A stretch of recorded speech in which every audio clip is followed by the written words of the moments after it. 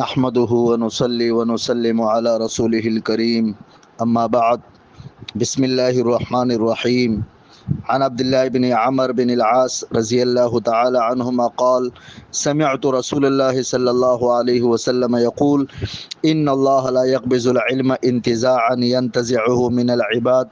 ولكن يقبض العلم بقبض العلماء حتى إذا لم يبق عالم اتخذ الناس رؤوسا جهالا فسئلوا فافتوا بغير علم فضلوا وأضلوا۔ رواہ البخاری، حدیث نمبر 100۔ حضرت عبداللہ بن عمرو بن العاص رضی اللہ تعالی عنہما فرماتے ہیں کہ میں نے رسول اللہ صلی اللہ علیہ وسلم کو یہ ارشاد فرماتے ہوئے سنا،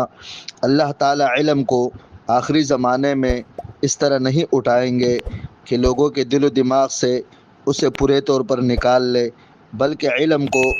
اس طرح اٹھائیں گے کہ علماء کو ایک ایک کر کے اٹھاتے رہیں گے، یہاں تک کہ جب کوئی عالم باقی نہیں رہے گا تو لوگ علماء کے بجائے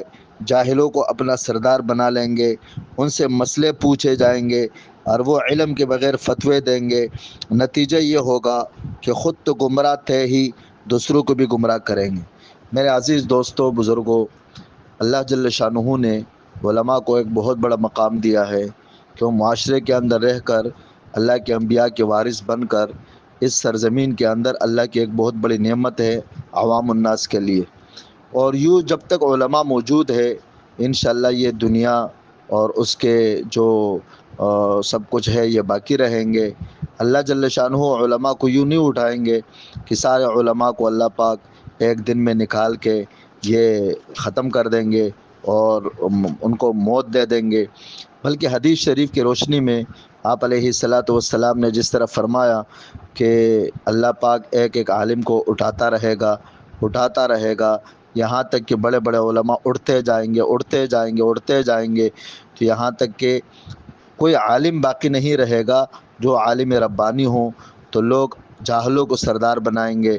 اور وہ ان سے مسئلے پوچھیں گے، اور وہ تو پہلے سے گمراہ تھے، اب ان سے جو مسئلے پوچھیں گے وہ غلط فتوے دیں گے، خود بھی گمراہ تھے، دوسروں کو بھی گمراہ کر دیا۔ میرے عزیز دوستوں، بزرگوں، الحمدللہ یہ وہ زمانہ ابھی تک نہیں ہے کہ علماء موجود نہیں ہیں۔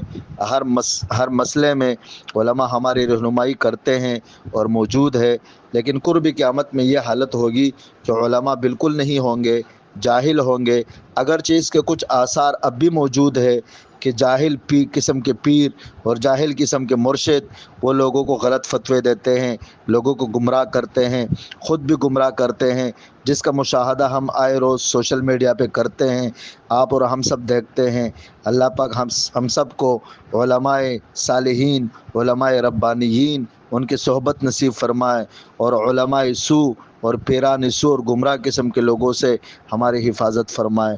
وآخر دعوانا ان الحمدللہ رب العالمین۔